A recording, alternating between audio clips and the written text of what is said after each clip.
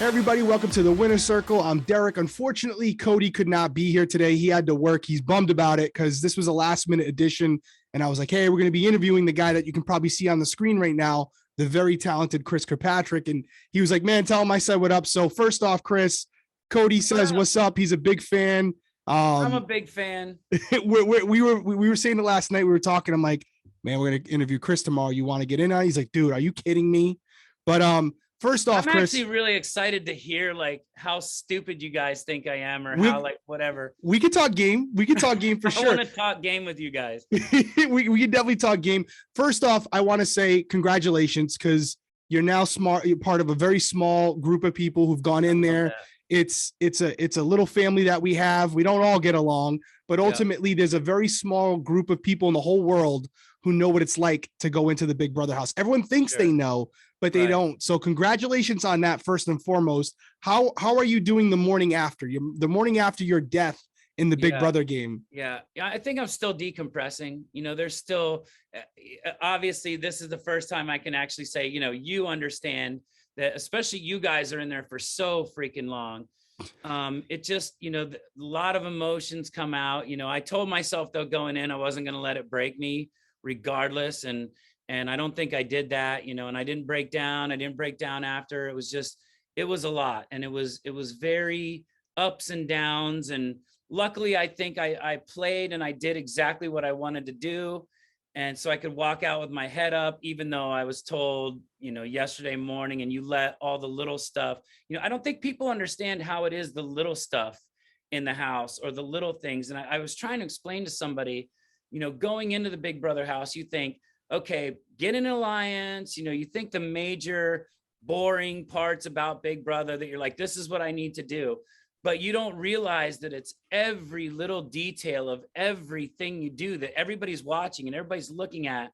And I don't know how it was with, you know, a normal cast, but with celebrities, it's so different. And it's so like, there's a lot of entitlement and there's a lot of people walking around and expecting things to be cleaned up after them, or, you know, expecting that if you start talking to them, they just look over and start into another conversation and ignore you because it has nothing to do with their game at that moment. And so they don't care and they kind of move on. And it was just a lot of walking on eggshells in there that you don't realize.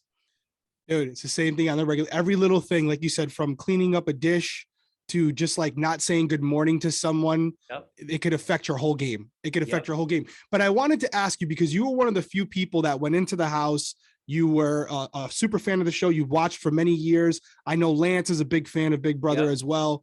So you went in there as not just like a celebrity going to play this game or going for a check or whatever. You actually wanted to experience it. So I'm sure you had expectations from the game itself to like the physical house. How were those met? How were they different? What are some of the things maybe you underestimated about Big Brother from a fan perspective, now being a player? I think one of the things I underestimated was the amount of boredom or the amount of trying to, you know, entertain yourself when I'm very like visual and I need stimulation all the time with things. And, you know, singing is huge for me. Like everything that happens in my life is singing. If somebody says, you know, any words, it's a song that I know, and you start singing it and you get that voice of stop singing. And especially somebody that's a singer, when they says, please stop singing, you're like, man, am I that bad? Or, you know, things like that. So there was a lot of, you know, living with other people. The house itself, you know, was a freak out moment. You walk around and you're like, oh, and you're thinking about Big Brother's past of this must have been where that spiral staircase was. And now it's this staircase. And this is usually where the bathroom is. And these are where the rooms are. And this is where the diary room, the storage room. I love the storage room, by the way. I was Mr. Storage Room. I don't know if you saw that on any of the live. No, I did. That was my sanctuary too. It's like the one space where you feel like you can get away and do your own thing. Not just that, but it was like Amazon. I'm like, oh, there's something in here. Who got nose strips? Who got nose strips? You know, it was like, it was fun to go in and see all the new stuff in there. But it was, you know, it was a lot, obviously a lot harder, you know, with the eggshells. And it is strange, you know, to be playing the celebrity Big Brother, because like I said, it's not a bunch of people who are in there. And at first you're thinking, these are celebrities, Lamar Odom's got money, whoever, these people have money. It's not about money. It's about having fun. Right. Until money really starts to come into it. And everybody's like, no, money, money, money, money. And I'm like, I mean, you guys are good, right? Like this isn't but you know how money changes people, and everybody already has a backstory going into it. So there's already relationships formed as soon as you look at somebody. Whereas, you guys, you could lie about being a cop, or you could lie about being a lawyer, or whatever you are. Whereas I can't lie about that element's gone. They'll know immediately. So it's like, you have to go in and you have to play yourself from the get-go. And that makes it a little difficult. But then there's times where, Shayna and I would be talking in the house, and it's like, oh, so-and-so, and so-and-so. And like, you have mutual friends, and they're like, oh, what about them? And that kind of bonds you a little bit, or relates you. So it's kind of easier in that perspective too. I wasn't on my question to ask you, but you brought it up, and it's a good one, because Cody and I were talking about it when they announced the cast. When we played, like you said, the singing, like, although we're not good singers, you want to just like sing, you're bored, you're humming. We couldn't even sing like happy birthday. Right. And I was like, dude, with Chris being in there, I know there's a lot of like legal elements to it, but I busted CBS's chops a little bit on Twitter, because every time someone would mention like a pun with like In Sync, or like, they would talk about you being in a boy band, they would have this corny Backstreet Boys type music play over you. It wasn't you guys though. And I'm like, CBS, please stop that. For Chris's sake, please stop that. But you couldn't sing even your own songs in there if you wanted to. I couldn't sing my own, because they have to get cleared by all the other guys. That's crazy. And it was they wouldn't even play, when you get the lockdown. Yes, the music in the morning. Yeah. In the whatever it was, they didn't even get them cleared. So they didn't even play them then. And it was kind of funny, because some people were like, I want to do that because I want to learn the dance just one time. Yes. But that's huge that you bring up too, that how amazing, how much you appreciate the little things. And one of the little things is music. And one of the little things, when you wake up in the morning and you hear that one song or 3 songs you get in the morning, and you're just like, just give me more of it. And then it just stops. And then that gut wrenching feeling comes in. Oh, back to the game, back to not being able to sing, back to like playing this, got to be this person. And because everybody goes in as avatars, it's True. like everybody's got their avatar. And I still don't know anybody in that house, because I haven't had the chance that you had to meet them outside the house and drink with them and go, listen, this really was me, but I'm a little more like this too, because I had to be this person in the house. Right. Yeah, no, I know when I got in there, I went there to win, obviously, but like you do start to appreciate the small things, family, friends, like the things you take for granted. Like you said, like getting up in the morning and being able to put on the radio if you want, or just, being able to go to the bathroom in private, like these sunlight. We didn't get sunlight. That's crazy. We've been talking about it all season. That is, I don't know. I know it's not as long. Cody was saying he couldn't do it. He couldn't have it where you can't go out and get like sun, like you said, like vitamin D in the morning. That's crazy. Yeah. Sunlight. And yesterday, of course, they give us all the deets yesterday, and I get kicked off so I can freaking see it for myself anyways. But it was amazing to me to be sitting there and joking around with Todd and Lamar the whole time, betting on who's in the Super Bowl, and having Julie kind of break it to us and like, wait, what? Cincinnati has made it? Like they beat Kansas City? Dude, and it was just Burrow's like a thing, right? Joe Burrow's a thing right now. He's unbelievable. He's a mood right now. Well, Everyone's. See, I'm a Steelers fan, so I have to kind of hate him a little bit. But I gotta pull for that. Who's your team? Are you a Boston guy? Pats, yeah, Pats all the way. So we're in trouble. Man, yeah, I had so much respect. I know. You were like my favorite. I had like a Tampa / Pats thing for the last 2 years because of Tom. But why is that? I wonder, why would you have a Tampa thing? I would leave my wife for Tom Brady. Yeah, this is what I tell my boss, because I got a lot of really good buddies that are Boston fans, and of course. They're the big ribbon between Steelers and Boston guys. But I was like, listen, Boston, stop celebrating. Tampa won the Super Bowl, not your team. You don't get this one. Tom Brady can have it. You guys do not get this one.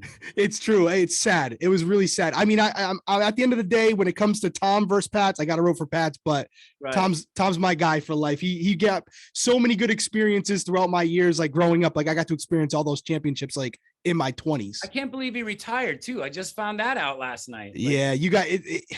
It's tough. It's just still a sore subject for me, Chris. Okay. It's a sore subject. I was in the house, Derek. What are you talking about? Sore subject. There was so many things I missed when I was in there, and I was in there for 100 days. Like, I remember Al Qaeda when I went in wasn't a thing. When I came out, it was like there's a thing called Al Qaeda. I was like, wait, what? So like things like that where it's crazy. By the way, our gas prices are still up, so you didn't miss that. That figures. Well, are you out here in LA or you're in? No, Boston? I'm in Rhode Island. I'm in Rhode Island still. Yep, still. Okay, you're in Rhode Island, so it's different. I'm in Nashville. It's we do what we want there. You guys got a different set of rules out there. We drill for our own gas. There. Yeah, true. Little bit of drama. I wanted to ask you about it because I remember coming out of the house. There were things that I had to not even address, but like I didn't know about when I was in there. But I remember at the beginning of the season, before the feeds came on, there was some things being said around the house that maybe you and Mariah had a beef, or maybe her and Todd. Can you give us a little light into that? Because we'll never know other than from you guys, because the feeds weren't on. Well, basically, it all started. That house was a hard place for Mariah, and it was a hard place for Chris Kattan. And Mariah's got this weight, like she really felt like she was representing her community, and there was a big it was hard in the house, which I think you experienced too. It was hard in the house to walk in and try to play as just a person and not worry about sexual orientation, not worry about color of your skin, but I've never had to worry about that really. Well, a little bit growing up, but it wasn't really on my mind, which I know was on a lot of other people's minds. And you have to be very, careful and courteous to that type of thing. And she just felt like there was a lot of weight on her shoulders, and she lost it a couple of times. Like really just, it was too much. There was times where it was like awkward for her, and she didn't like the banter that Todd and Lamar had and how they talked about, because I think there were some things said about like her culture versus Todd's culture, and how Todd's culture had it way worse, and that really upset her. Like they didn't understand where she was coming from. So it was really racially charged, and I wanted to stay away from that and kind of let them hash it out. But there was a time when she was letting the whole house know how bad that hurt her, and she just kind of turned to me and like threw me under the bus a little bit, even though I'd had her back and I was supporting her the whole way. And I was like, what? Like, where did this even come from? Like, I had your back. And that was the only like real beef. I think after that, it became, she got really close with Misha, and I was close with Misha, and but a lot of people were close with Misha. So in my head, I'm thinking, I'm in this kind of alliance that I don't really know who's in or what's going on with it.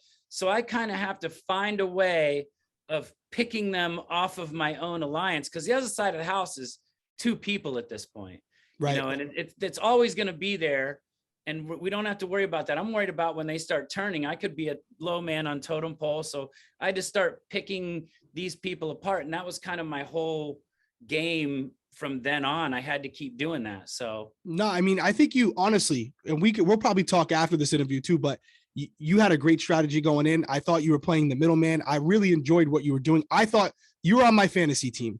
You were on my fantasy team. I had you and Mariah, so it didn't go well for me. But but I had you. You're like, wait, they're going head to head. You literally won HOH, and I'm like, yes. And then you put Mariah on the block, and I'm like, Chris, no. But no, I thought it was good, and I thought you were going to go very far, and we could talk about that. And I want to talk about Todrick's exit interview. Messaged you last night. I saw the whole thing on the show. Any hard feel? What's your take on Todrick? Have you talked to anybody in the outside yet? Like, where are your feelings on that? I have my feelings are obviously changing, but in the moment, yesterday morning, he came out like he wasn't talking to me for the last 2-3 days. And you know what it's like in the house. Oh yeah. You see somebody when they're purposely just ignoring you. And, I was saying like, hey, where'd you get that shirt or something like that? And he would just shrug me off. And I was like, what the heck? Like, I knew he was gunning for me. And I after I knew he was gunning for me, I was kind of gunning for him too. But it was like, that was still game, and you have to live a life, and you have to kind of be courteous and play the game and play the life or whatever. And it was just really mean. And then finally, when it was like, I knew I was kind of out the door, we had this like coming to Jesus moment where we sat in there and talked it out. Yep. And it wasn't talking for me. Like he said, let me talk. And I was like, I'll give you a moment. Let him, basically just berate me and say like the meanest things. And I'm thinking to myself, at the very end, like if I'm the dirtiest player on the planet, what I did was I said, I've got you. And now I turned on you, and that's it. But he made it more than that. And it was like this big, huge, I mean, you know, when he was yelling at me that he wouldn't even want to, he goes, I don't want to see you outside this house. I don't want to be friends. And I'm like, what are you talking about? Like, where is all this? I don't think I've done anything in this house to warrant things like this. And walking away, he's like, well, you embarrassed your son and you're a horrible dad. And when you bring stuff like that in, that's the first time I was like, yo, don't even go there. Yeah, no, like, you I'm can't, like, can't I'll bring play kids this into game, it. I'll do whatever, but you don't even go there. And he's like, oh, I went there. And then I was just like, well, you know, I'm going out anyways. I'm going to have to leave it. And right before I went out, he came up and was like, listen, I just want you to know, water under the bridge now, and kind of apologetic a little bit. My mom would kill me if I did it. So when I saw his message, you know, I knew it wasn't going to be nice anyways. But now outside the house, you know, seeing this whole thing that was going on, and, you know, it hurt because I thought I was walking out of the house.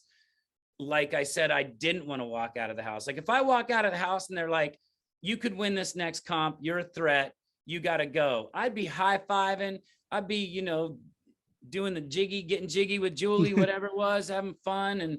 But walking out like disgraced was like humiliating, and it hurt so bad. And it was like, nah, you went out all right. And I the one recommendation I would make, and you guys don't need each other, obviously. Everyone's got to establish, like, but the one thing I recommend it to everybody that I talked to from previous seasons, is get on a phone with each other. And before you guys start doing, you know, whatever out on social, whatever, and you're not a huge social guy, but, you know, yeah, talk to each other, like hash it out, because I'm sure when it's in there, everything's magnified. right. And then when you get out, it's funny how somebody who is your enemy in the house, right, is not. You find an understanding, and you move on with your lives, and you may never see each other again, but it's all good and it's water under the bridge. But back to game, because I hate the drama stuff. Yeah, me too. You were in a great position, in my opinion. Yep. And you know, you're a super fan. Like, you know, the only thing is to survive, and anything can happen any day. And you guys were safe. You had your number one alliance member, Shayna, with the POV, which is basically like you having it. That guarantees you're both staying. You got an HOH coming up. Anything can happen if you win H. Right. You already won one HOH. Right. You could win another one. Shayna could win one. You guys could go back to back. Why make that move, that point, when you still had some floaters in there that were, you guys could pick off for a couple more weeks or a couple more days in your season? I think that was, you know, my intention, because I was honest with Misha. I had to play a straight up game with Misha. I was completely transparent with her, but my intention was thinking, I don't like the way this other side of the house is going. You know, I would sit down there in the room, and, you know, it's your relationships and how you see people and how you view people. And then I would see Misha and Todrick sit up and not talk to anybody and just rule the house and figure out who's going next. And you hear them in the bathroom, who's going to vote for them, and when they're standing up there in the end, and things like that. And I think, you know, the inner Big Brother fan and the inner like IDG, whatever, I don't give a, you know, rat's ass. Yeah, I gotcha. This kind of steps in and says, you know what? Let's make it fun. Let's shake this freaking house up. Let's show the people that aren't playing that anybody could go up and you could play. And more importantly, I want to protect Carson, because I enjoyed Carson. He wasn't in my alliance. Like you said, Shayna and I were sitting good. We could have sat back. But in the end, if once they picked off Carson, you know, not knowing where last night would have gone, probably right, Todrick would have won it then. And then it would have been like, I knew that he was gunning for me. So Shayna and I were next. And why sit around and wait for that when we could take a swing? When I overheard Misha say, hey, Todd, would you be willing to go up as a pawn? Yep. She pulls down Cynthia, because her thing all that long was she thought she was pulling down Cynthia. So I kind of banked on that, and I knew it was a long shot. And then the worst part was, I knew when I was in the room with Misha and she asked me straight to my face, and I could have been not truthful, but it would have still been truthful when she said, would you vote with us and vote Carson out? You know, her saying, would you vote with us and vote Carson out? It still wasn't straight for me. So I couldn't say yes.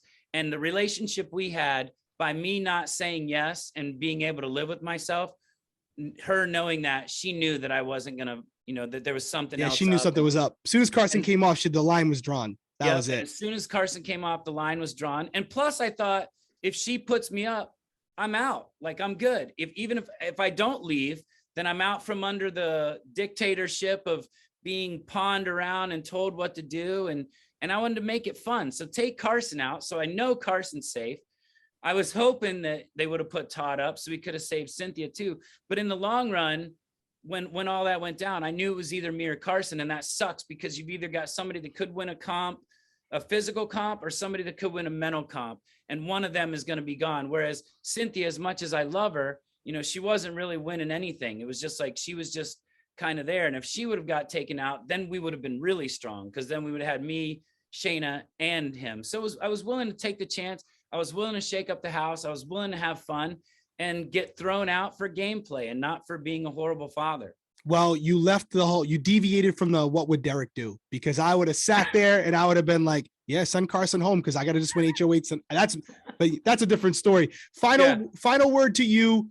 Any advice, whether it's celebrity or regular Big Brother, now that you are in the small group of individuals who played the game, what advice would you have for potential future house guests that are just watched you and may apply this summer? Don't do it. Run away. You don't need this in your life. No. It is there. The thing about Big Brother is there are peaks and valleys.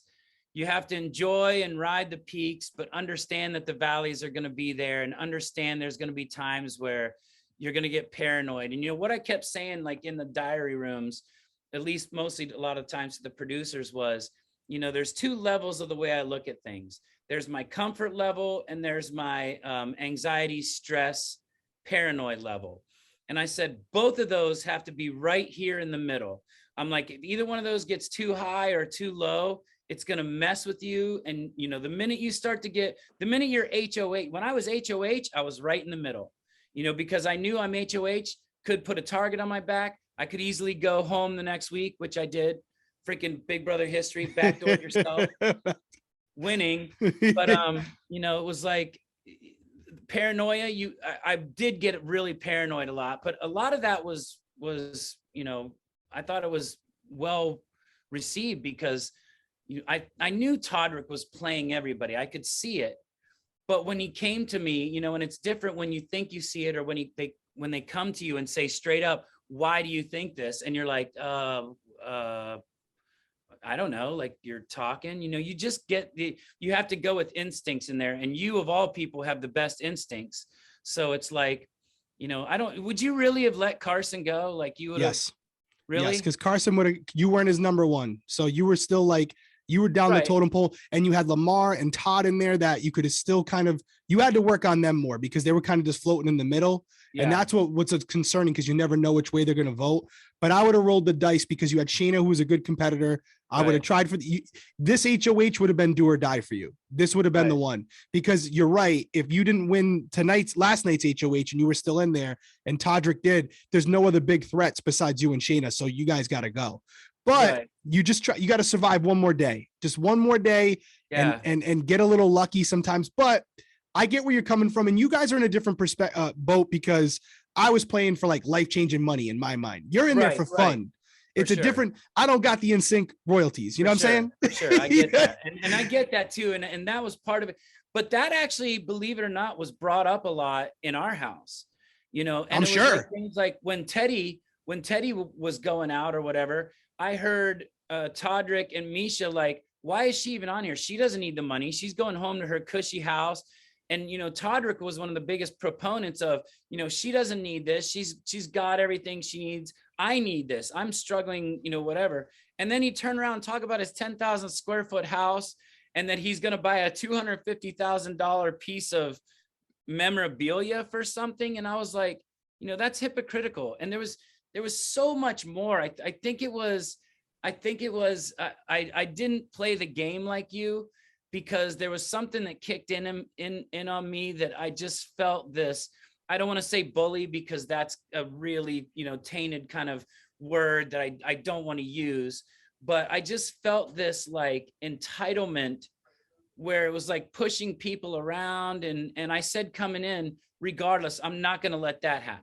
And if that happens, I'm going to stand up for it, whether or not it gets me voted out. That's fine. At least, you know, I got voted out and my plan's still in action because Carson wins HOH.